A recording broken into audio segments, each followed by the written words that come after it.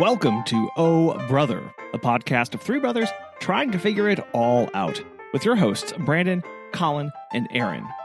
On this week's show, two different sized boxes. Hello. Ahoy! What's new? Oh. You all right there? You sound a little... I may be just a million things. There's a lot going on. We're gonna be fine. Still have to edit the other podcast episode after we get done with this one for tomorrow's release, and then I have anyway. Beautiful. Busy week. Busy. Yeah. But yeah, so we're trying to. Oh man, I don't even have all my stuff pulled up here. Stop talking. I can't take notes. Yes, because this is the part of the show that we need to take notes on. Yes, of course. Yeah, but I gotta get the thing pulled up. No, I think what's in the show is in the show, right? That's true. Ladies and gentlemen, they love the uncut nature of this. Yes, it's just... is true. I mean, you say that like that's true. It's not a thing. I mean, it is a thing. It's all right. No worries. So let's hear about this week you've been having that has you in all of a tizzy. We Megan's folks are up this week, and so we are seeing them. We are running with the kids everywhere, and it's been just constant stuff has been packed on top of one another, and which hasn't happened in a very long time. And we I barely survived this past weekend, which was just absolutely obscene with the number of dogs we had. Really? For a random weekend in September. It's not even like a holiday weekend or anything. No, but we're getting into this mode where like every weekend we get like 10 or more requests. It's insane. Good grief. And I told Megan, I was like, I am very scared of the holidays. Of like the real holidays. Actual, like this coming weekend, we've got 1, 2, 3, 4, 5, 6, soon to be 7, and I'm doing drop-ins on some other dogs. It's like this weekend. Oy. Why this week? What are you doing? Where are all you people going? I don't know. Yeah, like what? Me. They're just like, peace out. That's weird. So I don't know what they could be. I don't know. I mean, people do things. Not everyone's like me, who's just like, weekend, sit on the couch. Absolutely. So right. like, I don't understand this this like need, this desire to be like, I've got to get away. Like, I'm good here. I don't know. So yeah, no, I totally understand. So it's just been busy with that. And today was the kids' birthdays. Birthday. It was birthday day, turned 4, and Lillian's will be on Thursday. okay.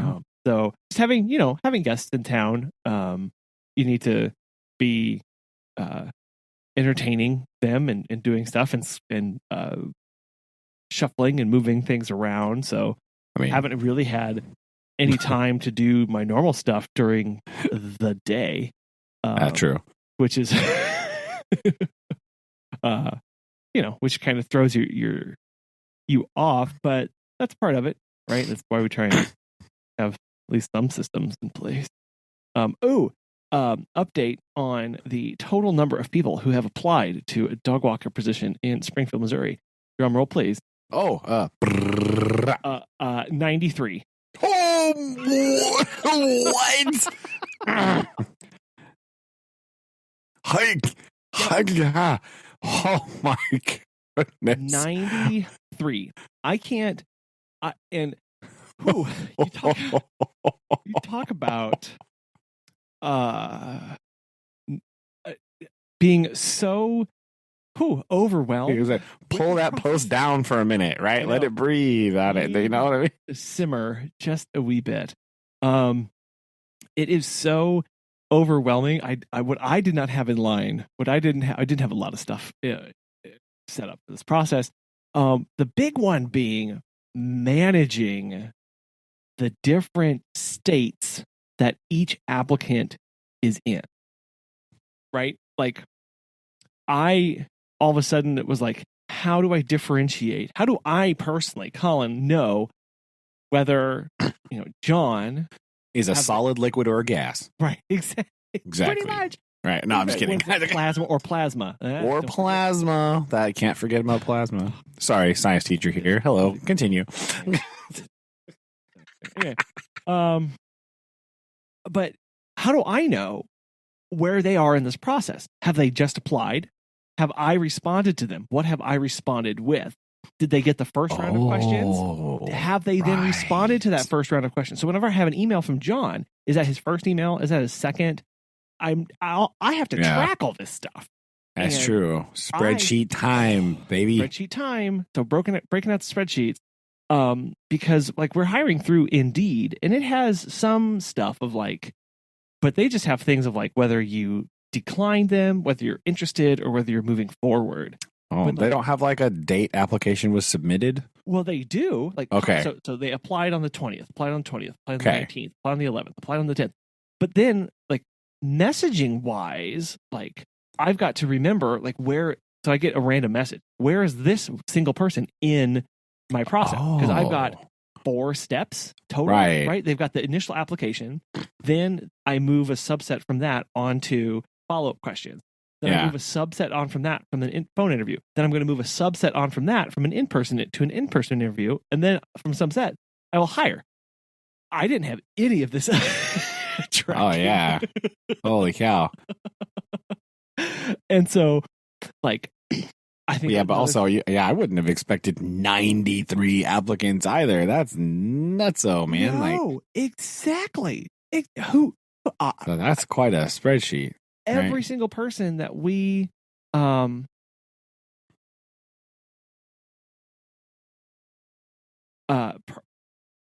every single person who's applied, like, I've got to all of a sudden figure out. Oh, sorry. I was going to say every single person who we talked to about hiring said, "Oh, it's really slow. I can't find anybody. It's a real slog," and blah blah. Just kidding. And so when we posted this, we were seriously like, well, we better get this out there because it's going to be like 2 months before we can find a single person or we get enough. So to have 93 people apply and I was just like, what is going on here? And so of those 92, we have rejected 80. Of those 93, we've rejected 80, and we have sent one person actually just applied a moment ago. So we've sent 12 follow-up questions, or phone interview requests. Okay. And then we'll see who responds to that stuff. Interesting. But we're trying to do stuff like, I'm not trying to do like got you questions, but I am trying to do things like, do they follow directions? So the very simple one was, hey, like, so after they applied and we reviewed them, like we rejected a lot from that, but then we were like, hey, we appreciate you submitting your application. Please answer these 12 questions. And when you do, please email us, and the subject line needs to be joining the bunch. Stupid, whatever, right? It. Like little thing, like it's a little thing. Do you know how many people send us an email and just didn't do that? Like most of them, right? A lot of people. Or, we had one of the questions was like, it's, I think we talked about this. Like, how do you make a peanut butter and jelly sandwich? Like, it's ridiculous, but had some people just like either like not answer it, or one lady just wrote with a knife, and that was all she wrote. With a knife. Like, you are terrifying. Like, what is going on here? And so this last round where we said, hey, we'd like to schedule an interview for a phone interview. Here are 4 days with 4 times. Pick one and send us a written response to the question, where do you see yourself in 5 years? So to see, like, not trying to be any gotcha or whatever or be hard about this, but those kind of details are really matter. Like, Well, I mean, yeah. I mean, I teach my 6th graders to use the subject line, right? Like, we talk about what that is. Yeah. Like, hey, make sure you put something here so the person you're emailing knows what in the world this is, right? And not exactly. Well, and because it kind of reminds me of that exam that we took in 4th grade that was like, oh yeah, the trick one. Read all of the directions and blah blah. Right. Yeah, and then the last question's like, turn your paper over because you don't actually have to do anything, or, right? It's put your name at the top and turn your paper over, right? Yeah. Put your name at the top and turn the paper in. Yeah. I was jamming 17 holes in it with my pencil in the upper right hand corner because whatever. Yeah. Because I didn't. And because I should find one of those to give the kids. I bet they haven't done one of those before. That'd be hilarious. I have so much follow up here. So I'm not trying to be mean or anything, but the number of times where a client writes out directions and they give the most important part at the end, like it's the very last thing. Right? Or it's like the key to the way you mix their food is at the very end. Like you just have to take a minute and read everything before you start, and that's we're trying to get people who do that, because it just so many things can come from that, because even the smallest thing. Well, like we had some dogs staying with us, Sunny and Malaya. They're great dogs. Not really instructions by them, but just attention to detail. We gave them, they came with a brand new unopened bag of treats. And we're not very heavy treat people with dogs anyway, but we were like, oh, okay, well, they've been with us for 4 days. Let's go ahead and give them a treat. We gave them a treat. And Sunny, like, I don't want to say he was on death's door after it, but it was bad. I mean, there was blood in his stool. He was vomiting. Holy cow. His gums went pale. And it was one of those bacon bits, or I can't believe it's bacon or not bacon or whatever. Yeah. And it's because it has a high fat and pork content. And apparently, news to me, I mean, I'd heard this, but I didn't think to apply it to these specific treats. Dogs have a very hard time digesting pork, and specifically when it's with a couple other things. And it just so happens that this exact formulation has like killed dogs who are extremely sensitive to it before. What a handy formulation to keep on track there. Wow, guys. Jeez Louise. I did not know that dogs didn't couldn't handle pork. I was not aware that was on the list of things dogs ought not be eating. Well, apparently it has to do with I know people give them like a pork chop or something like that, but when it's processed and with other stuff, like that's where it gets dangerous. And so and because usually it's so highly processed, it's bad anyway. And then on top of that, you add like all of the dyes and all that stuff. So like raw, like the meat is, I think, okay in small amounts. No, anyway, don't eat raw pork. Don't do that. I didn't say raw. I said, but no, I'm kidding. Just meat. And it was like, if you gave that treat, and it was literally one of them. It was one of them.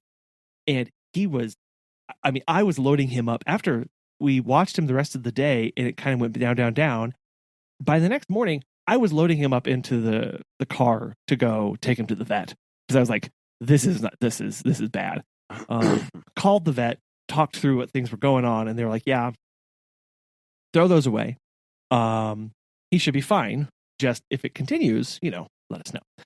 Yeah. And it's like, if you just, so for a person who's taking care of a pet, if you just give them something and then move on and aren't paying attention or whatever, like, attention is so important. And this isn't a podcast for pet sitters, but it's a podcast of, just in general in life. Like it's hard for me to understand people who would do something, who would put a ball into motion and then step away and pretend like it didn't happen and not look for consequences of it. Well, I think part of that has to do with, we're always very eager to start a thing. Ooh. Right. You know what I mean? Like, that's the exciting bit, right? The starting something new. And in my experiences in the past, like with school, I have a meeting with the superintendent soon because he's new, right? And he wants to meet everybody. And then because I am me and the universe hates me, I got an email today, be like, actually, it's supposed to be tomorrow. Actually, I need to reschedule your meeting. So first of all, that's just a side note of like, every time I do this, like they ask me, here, I provide all these times for people to come see me. I sign up for a time. They're like, actually, no, that doesn't work for me. Anyway, that's an aside. But that's a thing that, like, in just being in the school for so long, that's a thing that happens, right? We start something. It's all exciting. We build it up. We start it, and then bleh. Right? There's some follow up. It's kind of there, but like we move on to the next thing because it's exciting and new. And then there's this other thing that's just sort of like sitting around. We're like, well, what about that thing? They're like, yeah, that thing. We'll do that thing still. Like, but are we? Because all of our attention is now on the new thing. So I feel like part of that is the newness, right? The new thing. It's exciting. You get built up for it. The planning and the anticipation is really great, and you get all into it. And then you do it and you're like, next new thing. Because your brain wants that. I want to keep that up. Because like processing, thinking about the thing you started, reflecting, making changes, doing it better, that's not as exciting. Oh, 100%. Yeah. So the effort that it requires to continue making that thing good is not exciting. It's still important effort, but it's not like the cool thing to do, And so I feel like part of the reason that can happen is that people are chasing that new thing, Oh, there's a new thing, blah, new thing. And so I think that's where some of that comes from, Mm-hmm. Yeah. And so we are trying to come up with ways to combat that with staff, because while the things that we do, it's not like crazy exciting every single day. Like it's pretty monotonous at times, right? Yeah. I mean, that's and so you're trying to figure out, and I think that's one reason why I think having when it comes to like, I know it's a couple fold. It's helping some. It's hard because you never go. It's not. I am not responsible for somebody else's internal satisfaction with a job. Like I don't have control over that. I can make the job as engaging or as whatever is possible. But at the end of the day, like stuff just has to get done, regardless of how nice it is to do it. So that's a challenge of trying to figure out like, okay, this person says they really like this, but if they did that for 8 hours a day, for 5 days a week, how happy would they be? Right? Well, I mean, yeah. And that, that's another thing that's like kind of that thing that science skill that's so hard to teach, like the engineering part of that kind of ties into that kind of thought process of, okay, I'm just doing this thing, right? I've got my base set up. Now I notice something that I can do better, right? And now I'm going to do that, and I'm going to keep on. And then when I've got a pretty good handle on that, now I notice something else that I can do better, right? Just that gradual, slight improvement. I think that process is important for things. And like I said before, because it takes so long, it's not appealing or attractive. But I think it is necessary, And that's what I try to do with my teaching, right? Kind of like, I don't like to say like 5-year plan because that makes everyone think of Stalin. But like, the first year that I did it, I was just like, all right, we're winging it. Boom. Right. I was making all the stuff up, figuring, I was just like, where's it going to go? Because that's how my brain works, right? I'm just going to, while we're doing it, I'm going to make it up. Blam. We're going to go for it. Sure. Then the next year, I was like, all right, some of that was bad. We're taking it out. We're going to add this new thing. We're going to try that, right?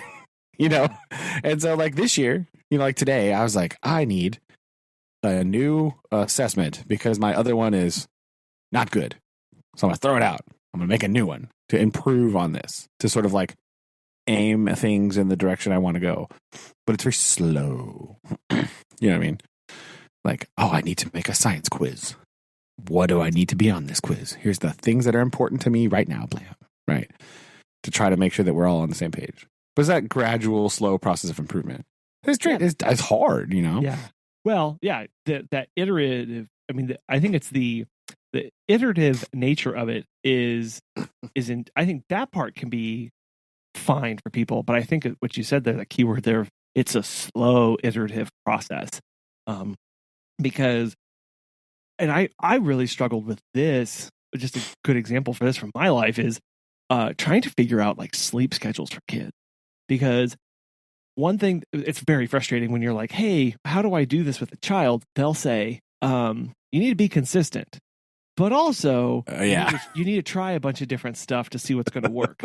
And then I'm left going, okay, how do I merge these two things together? Knowing that there are, let's just say, 50 possibilities. But I have to be consistent with each one to see if it's going to work, because I can't be changing a lot of stuff all the time, because that's not consistent. So I've got to walk. Well, and it's not good like science experimentation, right? You have to do the same thing for long enough, like a trial period, to see if it's working, and then be like, no, that's not working at all. Right.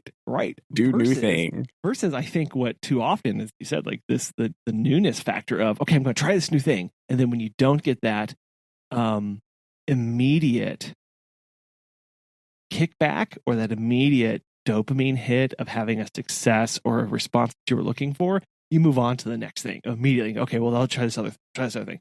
And, you know, it's because that's our nature, right? Because we've got to try and move on to something else. But having that self-control and self-awareness enough to be able to like, okay, it didn't happen immediately. So, but that's just one data point. And I've got to stick with this for just a little bit. And it is tough, right? Because you got to figure out where that curve starts leveling off of your effort to response and go, okay, like, if I try this 4 times, what do I get? What do I get? To know, okay, now it's time to bail. And I think that's something that I know I struggle with, of going, okay, it's time to quit, because I'll start getting my head of like, okay, but you know, what about that next time? Maybe the next time will be whenever it actually works. Oh yeah, no, that makes sense. You know, that's, and yeah, you know, giving up too soon is like a chronic problem where it's like, oh, it's, you know, things are working and things are going good, and people are like, and again, that's the other, like the stereotype in education, right? Like, you're doing these things and it's going good, and like you've worked on it for a long time, but then everyone's like, all right, now we're doing something completely different, right? But it was just starting to work. Right? This thing like takes a long time to get rolling. Sure. And it's just starting to work, and now they're like, we're doing something different. You know, like at work, we had these like student learning binders for stuff, you know, and like that was the big thing for a long time. Big thing. So for like years, I've been making a student learning binder. You know, made these data sheets. Okay, cool. Made new data sheets because I didn't like them. Last year, I migrated all my data sheets to an online format so that they were more easily accessible, and we didn't lose them in our binders. Because let's face it, they fall out on the floor and then they're gone, and it's a whole thing, and I don't like it. This year, they're like, you don't need student learning binders. They're like, but you need to track student data. And I was like, but I was like, so I'm just going to do what I've been doing, and y'all can just like, whatever. Yeah. I was like, are you kidding me? I was like, what? Those 2 sentences came out of the administrator's mouth back to back. I was like, dude, what are you talking about? So I was just kind of like, I looked at my friend and I was like, I'm just going to keep mine because it's fine. Like, I'm just going to do that because I already have it. You want student data. Where am I going to get that data? That's right. The student learning binder. Good. grief. Ta-da. Ta-da. And they're all like, yeah, students should be like reflecting on their work and like thinking back. I was like, you know where we do that in my class? In the learning binder. Exactly. Yeah. Going, yeah. What a wonderful idea. I'm going to put that where I've been always putting it. This thing. Yeah. So like I'm just like, whatever. I'm keeping it. I'm still doing it. I just added another thing again. It's like, here's my spreadsheet so you can look at it, I guess. Whatever. I don't know. Like nah. But yeah, and I think that newness, that idea of trying something new, and I think you do have to balance that with you want to be just starting stuff. Like we get in that phase. I call it the doing versus dwelling phase of like, I'm going to dwell on this. I'm going to think about it. I'm going to really like meditate on all the intricacies of this. And then versus what you talked about of like, I'm just going to dive in, right? I've just got to start this somewhere and make it work and figure out, and knowing that I'm going to have a chance to maybe do it again or, adapt on the way, and not getting too hung up on the fact that you don't know steps 2 or 3. I mean, that's true, but some people are literally incapable of doing that, and that's totally fine, right? Like that's like a personality thing, and because I'm like you, I can do it the other way. I can just be like, I'm going to go and I'm going to see what happens. And then I'm going to go, that was bad. Let's try this now, but that's how my sort of mind functions. Other people do need that, like much more considered, slow approach. They actually need that to be able to work. Like, I'm going to plan all these steps out. And then a lot of times they go through that and they plan out. And some people are then able to, when one of those steps goes awry, they're able to stop and say, okay, I need to cope with this problem right now because it's going to throw off the rest of my steps, And so I think it's, there's more than one ways to go about this. It's very frustrating when you work with those people, or I'm very sure it's extremely frustrating for those people to work with me. Right. Like, more accurately. Right. Like, when they're all like, we got to plan this out. And I'm like, man, we're just going to wing it and see what happens. And you're like, I already started. And they're like, we don't even know. You're like, yeah, we're already doing it. Yeah, I'm doing it, man. Yeah. So that's a whole nother conversation for later, is like how to bridge those gaps and work together with people that have these different ideas and different processes and how their brains process information and how they function, So, but yeah, sounds like some exciting stuff there. It gets me thinking. Whenever I am kind of one of those things of when you are really stressed and time constrained, at least I get very reflective about the processes or things that I have in place. Not necessarily the safeguards of things, but just like how do I handle and how do I process these things coming in to deal with knowing that I have to make a decision at some point amongst this chaos. So how can I best break this big thing down into very simple constituent parts? And I might not entirely understand it entirely understand all the ins and outs and intricacies of what's happening. So I just kind of have to make these big, like, Neanderthal like categories is what I do. Like, I don't know. I mean, I know, I get that. I'm similar because I'm a very like emotional thinker, right? Like, if something frustrates me, I'm just like everyone knows about it in like a 20-foot radius, right? It's very obvious. If I'm like happy, everyone knows, you know what I mean? I'm a very like brash, emotional person. Surely all the listeners are shocked by this. Yeah. But like, I have that problem because a lot of times when people confront me on my process, right?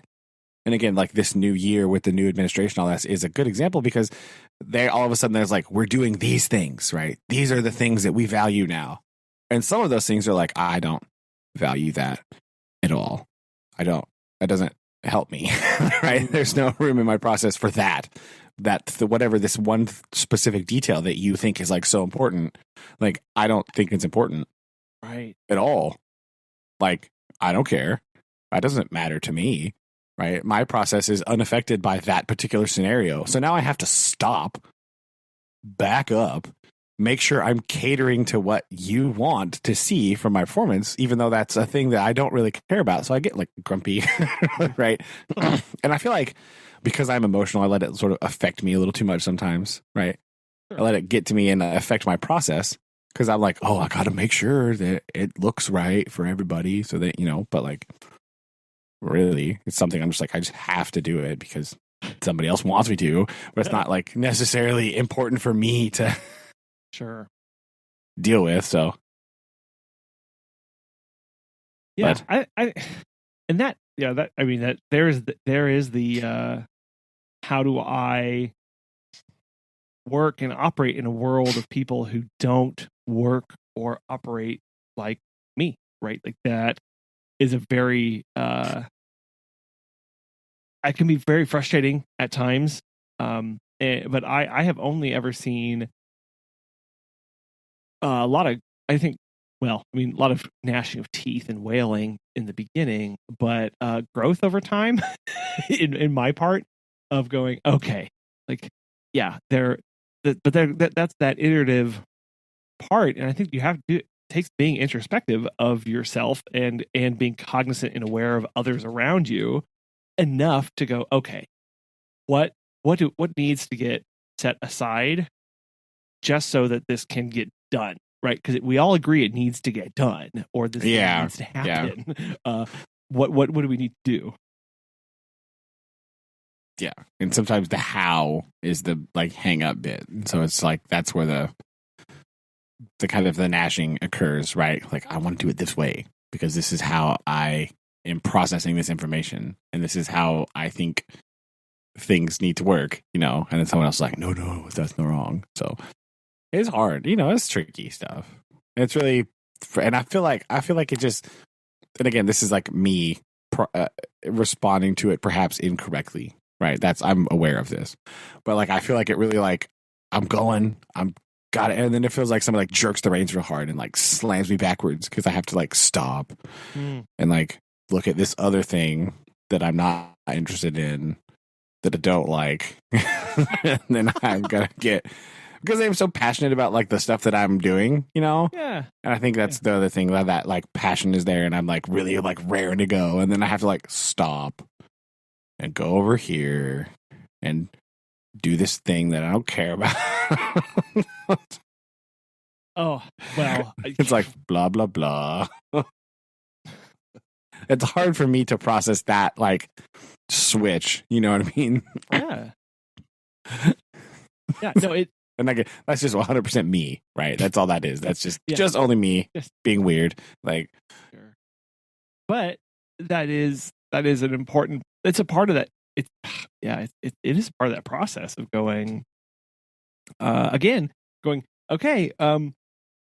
This is happening, and sure, I may have a different reaction to this than they may be expecting or whatever. But that when you get those reins and you feel like they're pulled back on you, like, is it really this person is attacking my process, or is it this person is preventing me from just getting this done?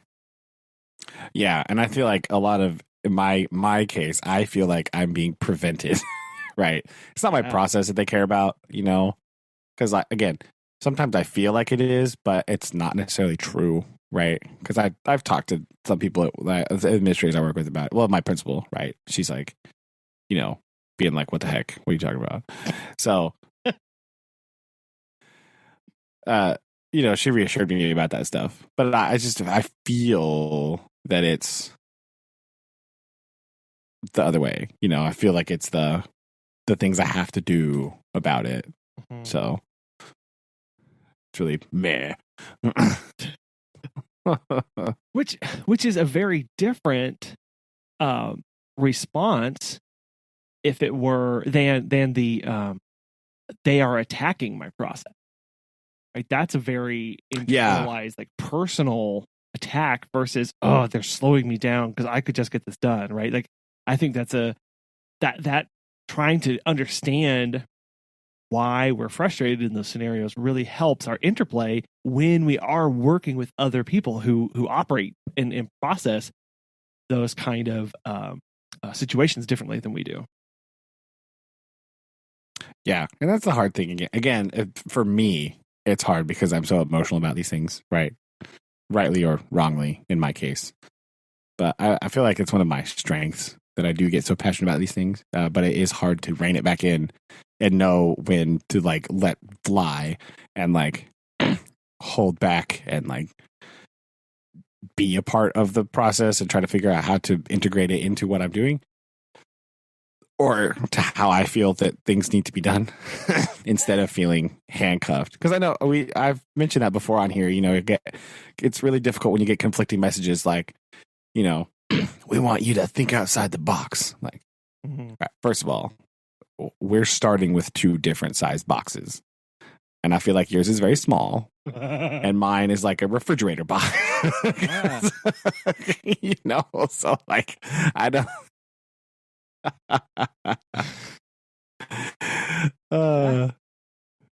So it's nuts. Yeah. Well, and part of that whole think outside the box thing, I think too often, like they want you to think outside the box, but do they really? Like those people who are like, oh, we're really big think outside the box here at this place. We're really go getter. It's like, okay, do you want the janitors thinking outside the box when they're sanitizing places, right? Or do you want the cooks thinking outside the box when they're making lunches? Do you want us thinking outside the box when we're entering our grades? Like, where does that end and where does it begin? And I think that, as you said, like that's the sized box that they're talking about. Like you're like this one very specific, minute detail of like think outside over here. And when most of us hear that, we're like, okay, everything's on the table, and they're like, no.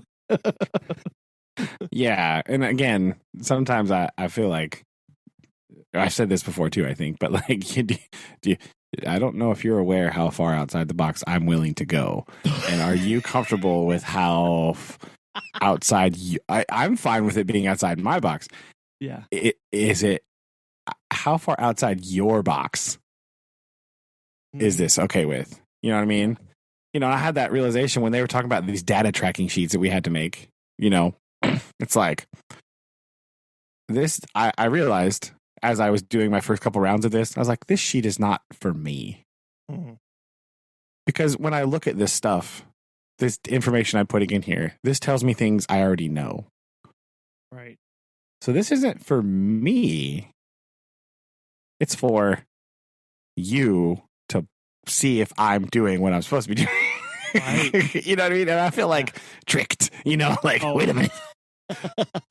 But again, I've got to remember that, like, you know, the fact that they're implementing this process, you know, I also have to go with the mindset of like, oh, like, you know, maybe they're not worried about me doing my job.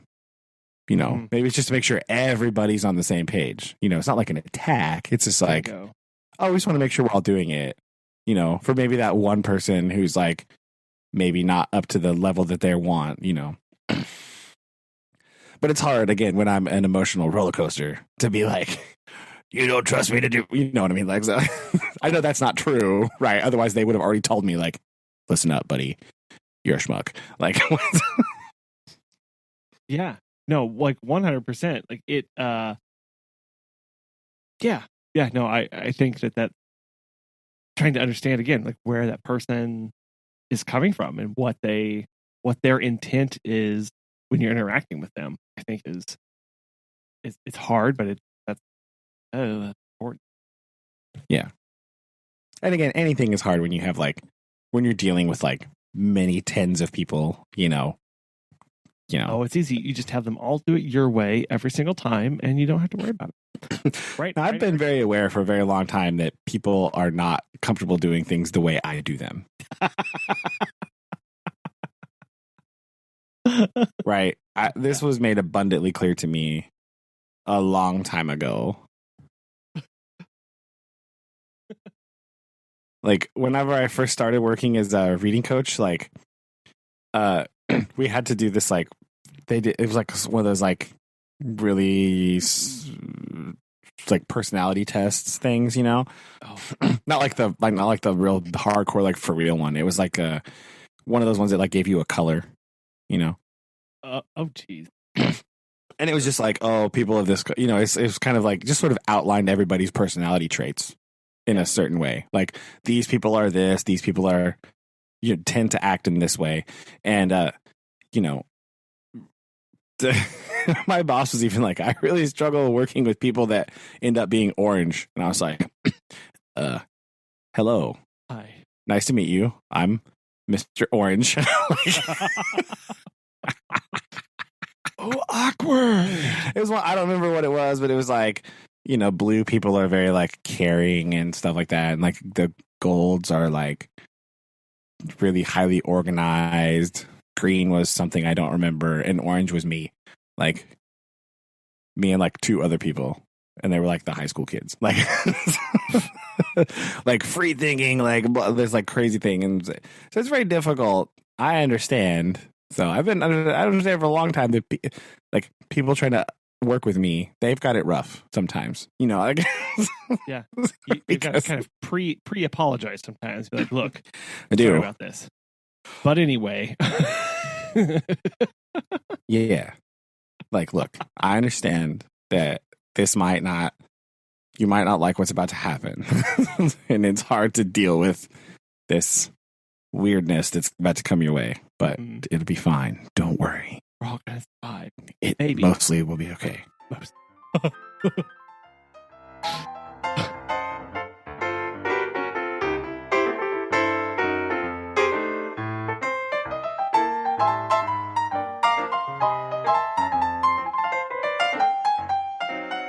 Aaron, did you survive your evening? Did you get yelled at by parents? How badly did you get yelled at? Always my favorite part of parent meetings. Oh, he's still angry parents. He's muted himself. Oh no. Oh no. That's pretty loud. You're dead. You might be eating something or getting something to eat because you just got home. So I will. He's stuffing. He's like, stop trying to get me to talk, guys. I need to eat. I'm starving. Aaron's text message says you have to unmute him. What? Did you mute Aaron? What? I'm not. Why did you do that? Why is my phone? I don't even have that message. Okay, apparently, I'm going to ask you to unmute yourself. You have the power. Bootstraps. I can't. I think I can. The host is not allowing participants to unmute themselves. What? What? How? But you unmuted yourself, Brandon, right? Like we all recognize. I didn't start out muted. Yeah, you did. I did? Yeah. Oh, I was just when I joined, I did that. This is a new and exciting problem. I've never had this before. How do I unmute? I can mute all. Ask all to unmute. Okay, well, Aaron just left. Oh, sorry. Oh, offended him. Well, maybe he's going to try to rejoin. Yeah, hopefully. Okay. See if that'll work again. Yeah, I'm not getting... That was weird. My voice will be heard.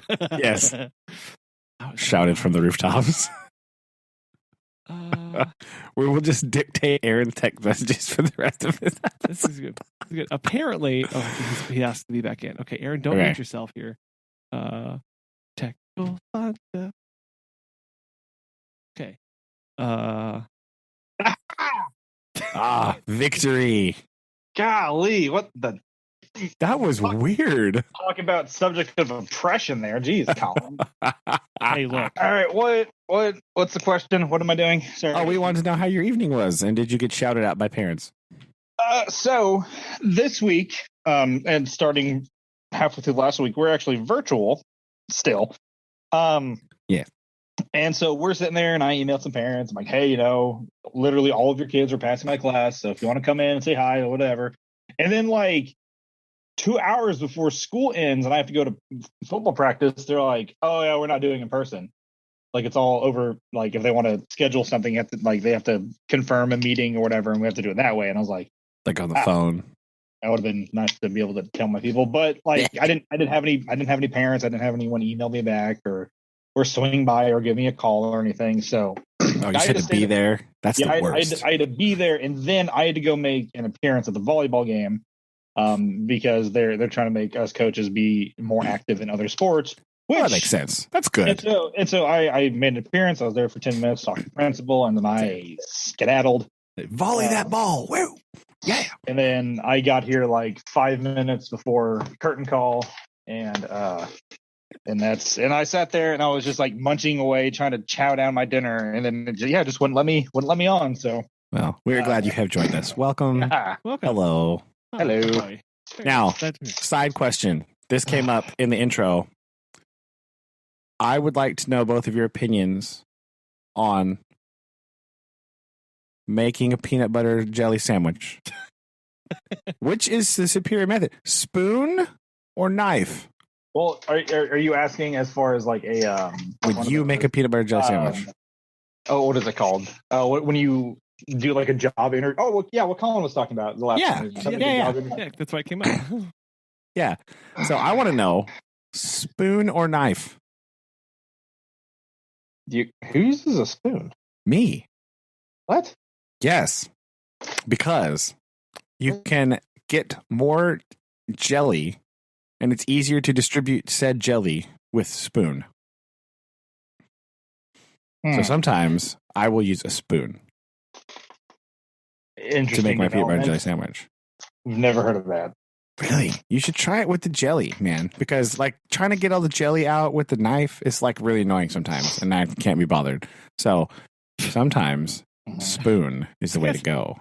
I just tip the jelly jar down towards the bread and like mush it out. I don't know. You see, this is what Collin was talking about. This is why it's so important to be able to follow directions. Sometimes I'll use sometimes when I'm feeling just especially frivolous, knife for peanut butter, spoon for jelly. Oh man, what the decadence over there? Yes, but why would you waste 2 utensils? I mean, I'm just gonna throw it in the dishwasher, right? Yeah. In the summer, I'm talking about like in the summer when it's just me at home by myself. Doesn't matter. He has no machine empathy. He will make that. Yeah. Little dishwasher. Oh yes, because man, hand washing a knife takes literal seconds, and I just go, blah, okay, it's done. And I throw it back in the drawer. Like, man, you know what I mean? Like, sometimes I'll do that. I'll just hand wash it because it takes literally 30 to 45 seconds to hand wash a spoon and a knife, and then put them back in the drawer. So that doesn't really matter to me. It's all about the spreadability of the sandwich toppings.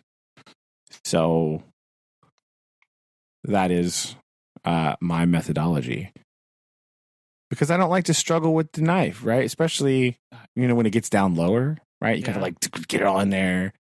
When you have like jelly, it's all stuck together. It's really terrible. Oh, sorry. Follow-up question. Yeah. What type of jelly goes on the peanut butter and jelly sandwich? So, I used to always do grape, but now I'm big in the strawberry camp. For jelly. Aaron. Well, so you're talking to the person that didn't know the difference between like jam or jelly. Yeah, well, I'm just talking about flavor. I don't care about. Yes, that's a whole other conversation. Jam, jelly, preserves, marmalade, whatever. Yeah, like flavor. Things like that. I always like the grape, or I kind of like the raspberry every once in a while. Oh, man, with the wild card. Now the real question is, what kind of peanut butter we talking? I mean, generally, I don't really know. Like, generally, I just use smooth peanut butter because it's more versatile you have it in the house already. Mm-hmm. But chunky peanut butter is pretty good. Got it, not gonna lie. Creamy all the way. Ooh. I like creamy usually, but every once in a while I mix it up. And I am also in Camp Strawberry. Right. I like the strawberry jelly. Never big on the grape. Although now that you say that, I really want some blackberry jelly. That sounds really good. Just on some toast. You know, I want some of that right now. There was a while where we had like, I don't know, we had like 4 or 5 different kinds of jellies before we cut down on that. But yeah, it was very nice to be able to like, some blackberry jelly. I'll have, all these different kind of options. You feel, you're like, yes, this is why have I been withholding these kind of things for myself? They're just there, right? It's true. They are just there. They want to be used. I wonder, now that I'm remembering that there are other kinds of jelly other than strawberry. Western Mountain regional favorite. I wonder what huckleberry jelly tastes like on a peanut butter and jelly sandwich. It tastes like pie. I mean, it probably does. I'm curious now what it tastes like on a sandwich, a peanut butter sandwich. Probably tastes pretty good. I mean, probably, but like, I just thought about that. I was like, whoa, I bet that's probably pretty good. Well, it looks like there's only they one put way to find out. Literally everything else in Montana. So, like, why not a peanut butter jelly sandwich? I know. Oh, you know there. We just never went to a grocery store long enough to really see the spread that they had there. That's true. That's true. So, Aaron, how's the rest of your week been?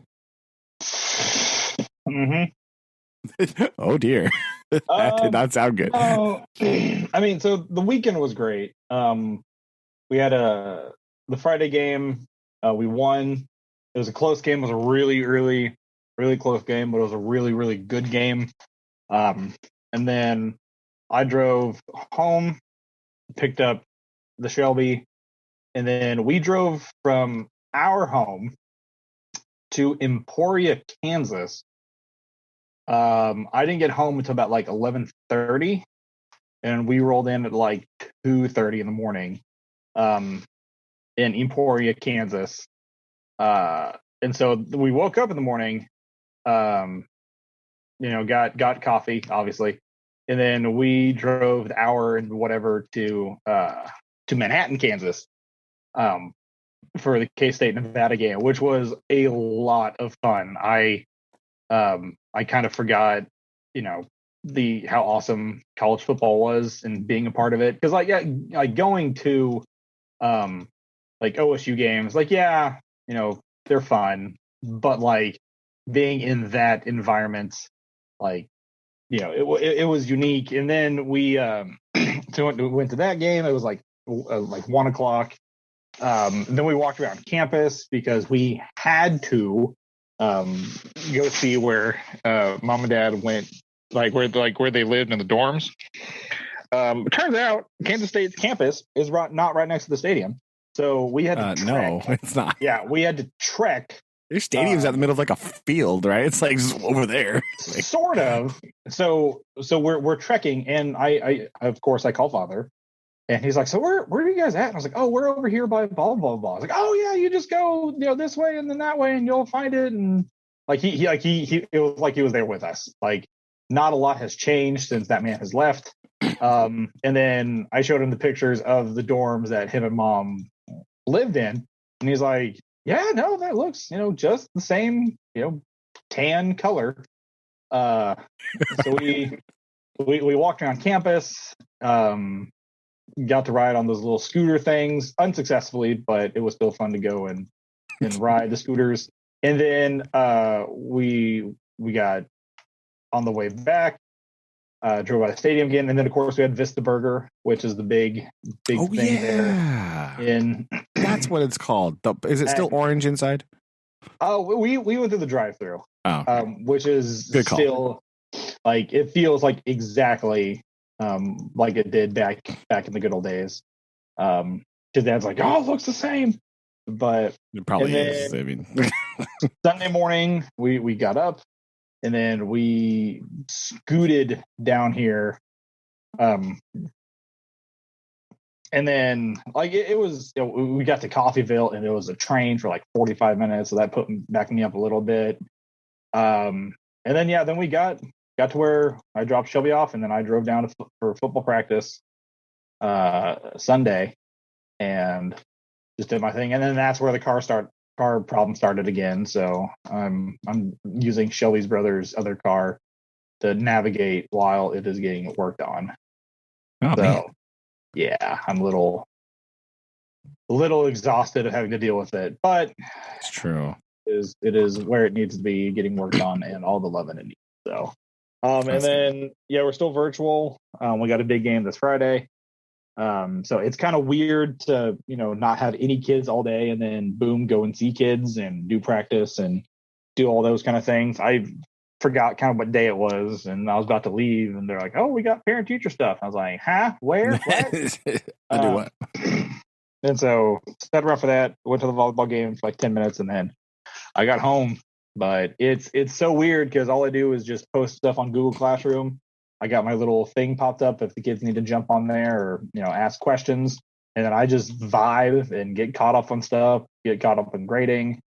And then got stuff ready for the next few weeks. So it's been kind of nice to get like reset because I didn't really get that chance to do some, full on lesson planning since I started so late. Oh, yeah. And so that it was kind of nice to actually get a legitimate moment to lesson plan. So I've been doing that, just getting things set up, and should be back in person classes starting Monday. Oh, okay, cool. Should be anyways. But yeah, other than that, that's been my week in a nutshell. Just more craziness happening and doing what I can. So hello. Sweet. Yeah.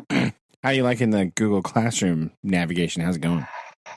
So I didn't know what Google Meets was until so that's interesting. I'm still kind of playing around and learning that.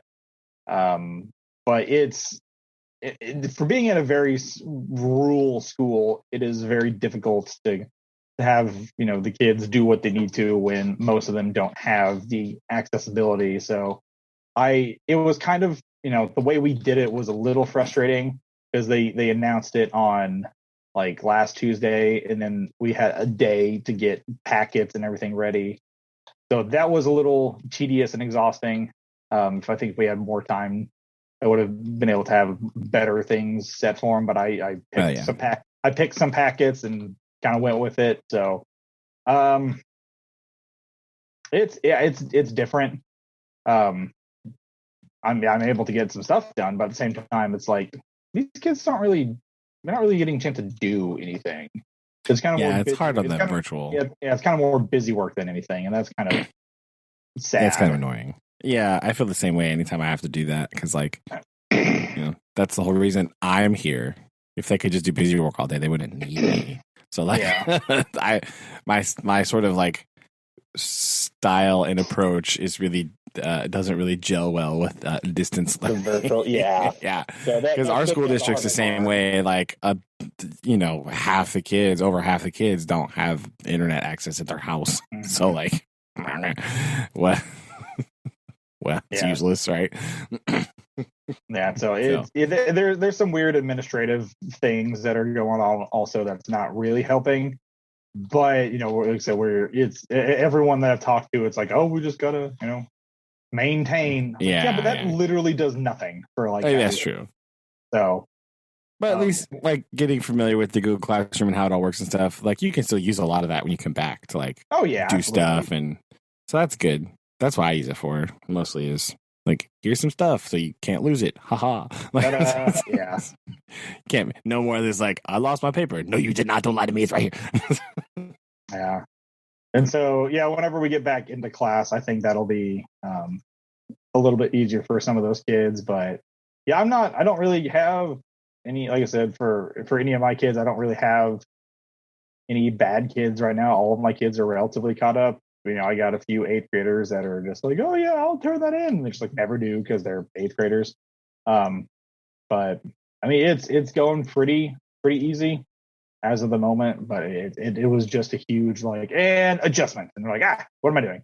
So yeah, I'm having the opposite problem. I've got kids. I have my missing assignment board is full. Yeah. Right, and like I have I had some of the there was I don't know, like randomly some of my old kids like just show up in my classroom. You know, they're just like pop by. Hey, what's going on? You know, and I had a 7th and an 8th grader come by to visit me the other day, and they looked at my board and they both went, "Good grief! Why do you have so many kids on your board?" Like it's not normally this full. I'm like, what the heck are you guys doing, man? What is going on with you? Why? So it was funny to see them like be like, why are there so many names on there? Yeah. Ask them that question. Look at all these small children and ask them. Tell them. Turn their stuff in. Okay, the problem.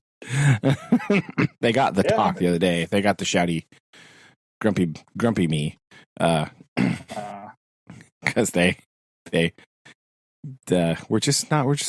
one of the groups was just not using their time wisely. They just decided that they were going to come in and just goof off all hour. So I was like, okay, whatever.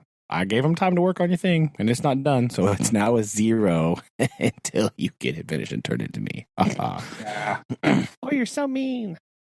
Yes. They're like, you're mean. I was like, yes, I am.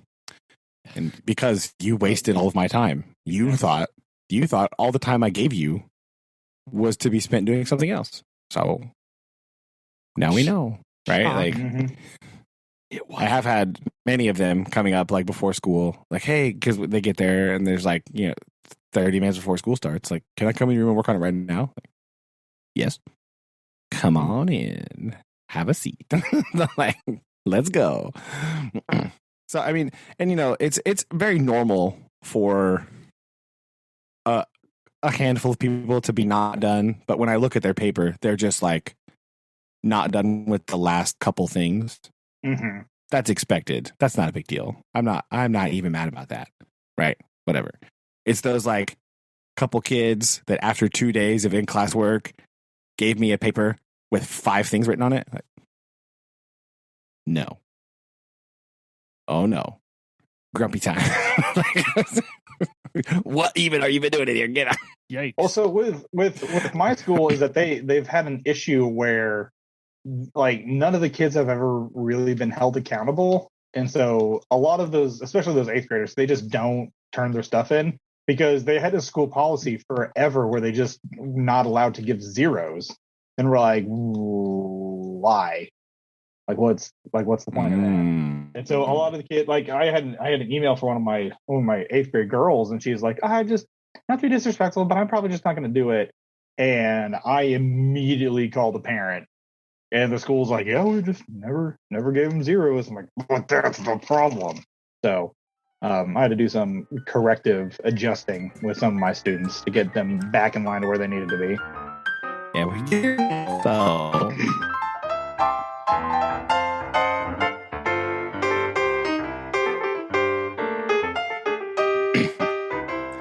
one of my friends used to tell the high schoolers, like, giving 0 is really easy. One button, boom, done. Bye. That was really funny. Yeah. So I don't know what's up with these kids. Yeah, I don't know what's up with these kids because they definitely didn't have that, and the 5th grade teachers were on them last year. So I don't really know what's going on here. It's a little confusing. I think some of them I think they're just having a harder time adjusting to the pace of 6th grade life than some of the other kids in the past. Because it's much quicker. We have to, it's their first year switching classes. It's their first year doing a lot of stuff. And so it's very like, they're responsible for things in 3 different rooms now instead of just one. They've got to keep track of assignments from 3 different people instead of just one. So for some of them, it's like especially those kids that have been like, that they normally have struggled and like the teacher has held their hand and sat them down and been like, we're not moving until you do all of this. Mm-hmm. Those kids, when they get to 3 different people and now they have to talk to 3 different people about what they're missing and when they're going to come in and do it and how to make it up. Oh boy, now we've got a problem, right? Oh no. because they haven't had to be responsible for their own work before, because the teacher's been like, you're doing this and you're doing it at this time and you're doing it right now. And in 6th grade, it's a little bit more like, when are you going to do it? Right? Here is all the times available for you to come in and see me. When are you coming?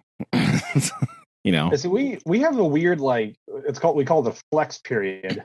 And its primary job is to get those kids who are struggling in some shape or variety the time they need. But what has a tendency of happening is those kids just come in and they goof off or just hang out. Yeah, and they're like, "Can we come into your flex? I don't have anything to work on." And they're like, "Well, I got to check, and now I got to do busy work for myself to check to make sure that this person has something or not." My school is wanting to do a thing where, in some of our flex periods, we do more practical work, like showing kids how to, and we only get like 30 minutes, I think, and then it's like. How to do an oil change or how to I'm going to do things like how to help teach like how to wrap an ankle or wrap a wrist for athletics or something. Oh yeah, and like little things like that. So it's kind of cool, but they're like wrap a present. We just need to learn. Get these kids to learn like practical skills. And I was like, oh yeah, fair enough. But it's just like But what about the kids that actually need it? Because we got the ineligibility lists. Monday, or last Friday, and it's like a lot of my athletic kids are on there. So when are they going to get time to work on their stuff? So that's kind of been a battle of like, hey, we have this flex period, and yes, it sounds good on paper, but it doesn't get the attention that it needs because kids are like, oh, it's a free period. Like, no, it's not. Quit. It's not a free period. You may not do free things on it, Yeah, and it's not just my class that it's happening in too. So that's good to know. It's not just me, because the math teacher, he talked to them the day after I did, and he told them was because I had told him about the conversation that we had and what I had said and stuff, and he was like, "Yep," because he came up and looked at my list, and he's like, "Funny thing, all these same people are on my list too." Weird, huh?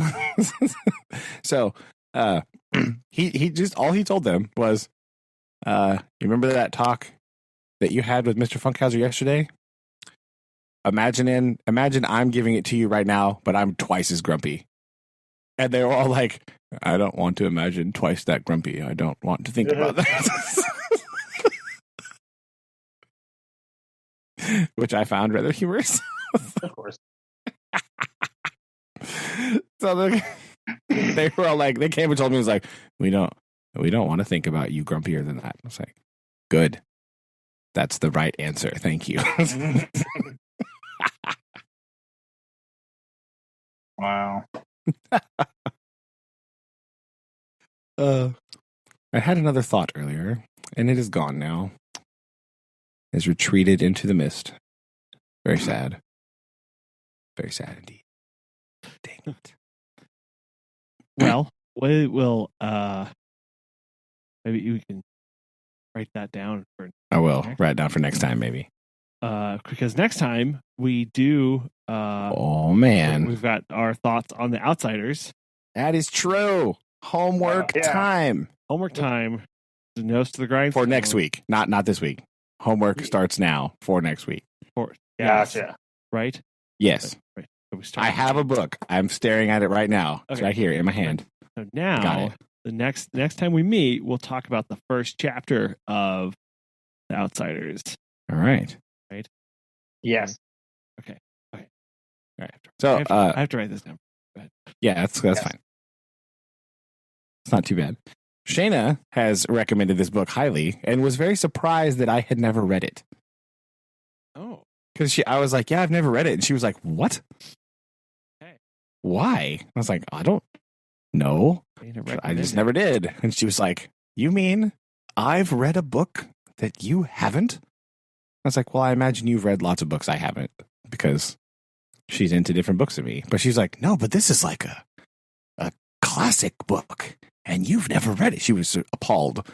So, Wow. Well, hopefully we can set your household straight again. Yeah, I was like, well, don't get too used to that feeling because I'm starting it soon. So Yeah.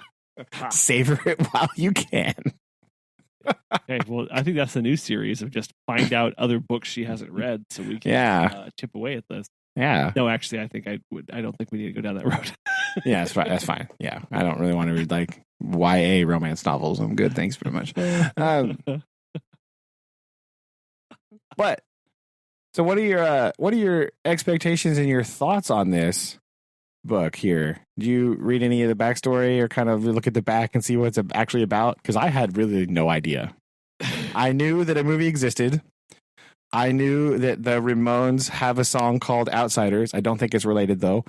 That's all I got. Yeah. I mean, I don't really have a lot of expectations. Did you read any of the backstory of this novel? Not of the backstory. Like I just read, like I don't know as far as like. No, I guess I know I didn't. Okay. I have like a general like plot synopsis. Okay. But all right. We accidentally picked a very topical author because do you know where she's from? No. Tulsa, Oklahoma. Hey. Oh, hey. And do you know where she lives currently? No. Tulsa, Oklahoma. Okay. Hey. So I looked some stuff up and I read about her a little bit. Like in the front of my book, I have the like I don't know, the penguin, the Viking edition here with the little penguin printing thing on it, you know, penguin books, right? And it has a little thing from her in the front. And I read something about her online. She's from Tulsa. She went to Will Rogers High School. Yeah. And she wrote this book when she was 15. Ah. Oh my. Yeah. So it's a coming of age book by a person coming of age. Yes. Oh. That's trippy. And the events in this book were inspired by her time in Will Rogers High School in Oklahoma. So this little thing's talking about she wanted to read a book that would describe her experiences in high school, so she wrote it. Oh, how about that? Yeah. Will Rogers is not like a rough and tough school, is it? I don't know. Maybe it was. We're gonna find out. This is a book about like classism, I think. From what it sounds like. Yeah, I don't think it's gonna be like a documentary about her time there. No, I think it's just like generalized, like the things that were going on around her. But yeah, she started writing this book was 15, and it was published her freshman year of college. That's wild. Yeah, dude. Like, first of all, other people that make me an underachiever. Thanks a lot, Essie. Just kidding. Add that to the list of people, who make me feel awful. Yeah, well, they make me feel awful about myself. So it's great. I'll just remember that while I'm reading this book too. Okay. Yeah, like. So, yeah, it's wild. I read that and I was like, whoa, hold on. First of all, she literally is like Aaron's neighbor. Okay, like basically in Oklahoma parlance, it's not that far away. Yeah. And that was shocking to me that this book is kind of like about. So it's like about the Midwestern coming of age, a thing that never happens, right? Inspired by life at Will Rogers High School, Tulsa, Oklahoma, or wherever in Oklahoma. So, like, that was shocking to me. I was very appalled. I was like, "What?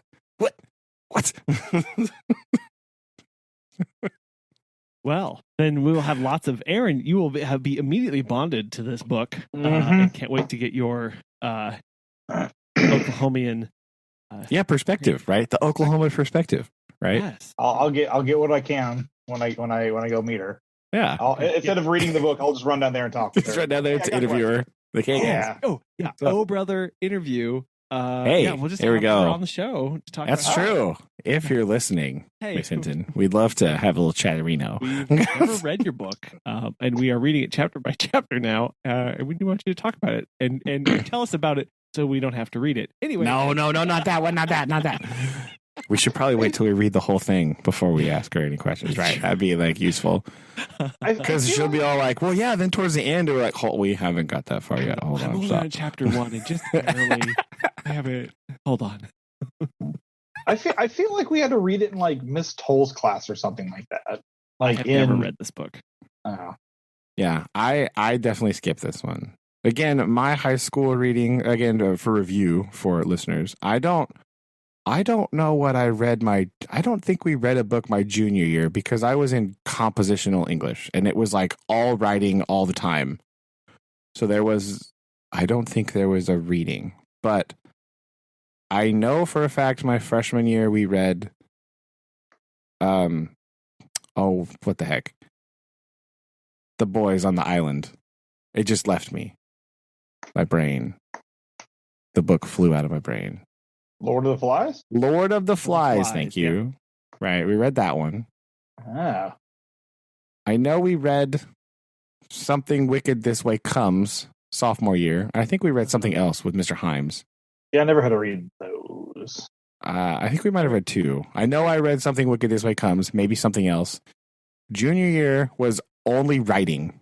It was like writing for days. That's when we wrote all the papers. I wrote that big giant research paper about something. And then senior year was dual credit English class. So not a lot of novel reading. We did have to read Beowulf for something in that class. And I had to write a thing about Beowulf. But that was kind of like my only memories of high school reading lists, right? That's all I remember. And I know in working in a high school as an aide, I had to read Aaron's favorite book, The Great Gatsby. I had to read, we read something Hemingway, but I like Hemingway, so that was fine. And then I read Huck Finn? Question mark? Yes. To help one of my students, we read that together. So that's kind of my experience with this. With this sort of list. I only had to read things like we read a lot of Shakespeare. We did that too, of course. Where the Red Fern Grows. I feel like we read that at some point. Grapes of Wrath, we read that. And then that's kind of about the extent of the books that we had to read because like I took those classes and then like that was kind of it. Like we just other classes that I had, we just didn't read books like that. Like I had English lit, I had British lit. I even took a mythology class for some reason. But I was like, oh yeah, I remember these classes. I was like, I didn't really get to read that much because we didn't get to read, Lord of the Flies or things like that. We read like everything else. Yeah. But we didn't. But at the same time, we didn't read that many, and that's the weird thing. I'm like, I never got to read like a lot of these. So yeah, whenever I was thinking about my list too this week, I was like, yeah, I didn't really. Again, mine was a long time ago. Mm-hmm. I probably read more than I recall. Yeah. Now that you say it out loud, we definitely read like 50 million Shakespeare things, right? I know we did Macbeth. I know we did Romeo and Juliet. I know we did Hamlet for sure. Never did Hamlet. We probably did a little bit of other random things. I know we did those 3 over the course of freshman and sophomore year. We hit those 3 in some sequence. I don't remember exactly. Well, and what's hard for me is to tease out books that we read in school versus books that I read on my own. Like, yes, like definitely read Lord of the Flies. Definitely read 1984. But I know that I read that one at my house for sure. Yeah, but I read 1984 with Mr. Himes, but I read Animal Farm by myself. But things like all of the Shakespeare, we read those in school. But things like The Adventures of Huckleberry Finn. That's like I read that by myself. I read I think I read Pride and Prejudice by myself. Catch 22, Night. Like I have a list up here that I've pulled up of common ones, and I'm like, but I definitely read Beowulf in school. But anyway, like the picture of Dorian Gray, I read that on my own, and I did too, and I regret it. It's my least favorite book of all time. Really?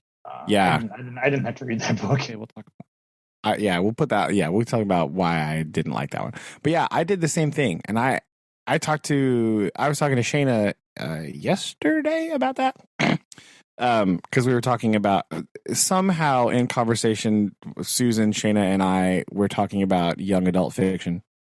Right. I don't exactly remember the context of this, but I was trying to like parse this together, and like that brand is not something I remember from being a young adult, because when I was a young adult, I was just reading like straight up, like I read Catch 22 like by myself in high school the first time. Right. Yeah. I read like, that's what I was reading. And so like, I don't really know. And I was just like, that was a genre that if it existed at all when I was in the late 90s, when I was a young adult, I just missed it because that's not the kind of books that I was into. Yeah. So like, I don't really know.